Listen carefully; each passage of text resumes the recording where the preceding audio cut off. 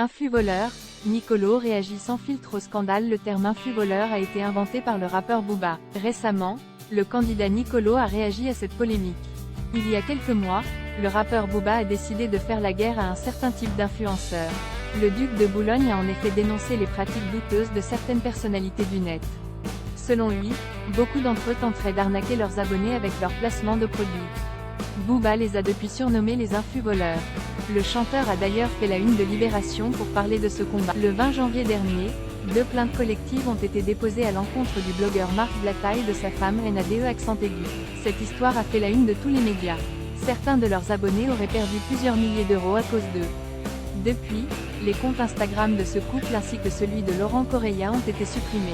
Récemment, c'est le candidat de télé-réalité Nicolo qui a réagi à cette affaire dans une vidéo postée sur YouTube. Selon lui, les influenceurs sont aujourd'hui vus comme des voleurs et arnaqueurs. L'ex de Victoria Meo préfère dire aujourd'hui qu'il travaille dans le milieu du digital. Le jeune homme a ainsi confié « Tout le milieu est désormais intoxiqué, tout le milieu perd en crédibilité.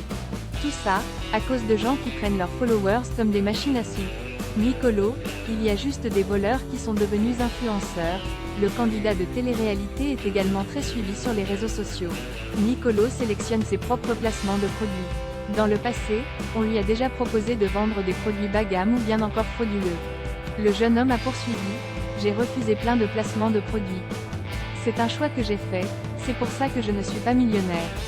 C'est un choix que j'ai fait pour mes valeurs. » Nicolo préfère avoir moins d'argent en faisant des placements de produits de qualité. De nombreux influenceurs ont choisi le même mode de travail que le candidat de télé-réalité. Pour lui, les influenceurs ne sont pas des voleurs. Ce sont les voleurs qui sont devenus des influenceurs.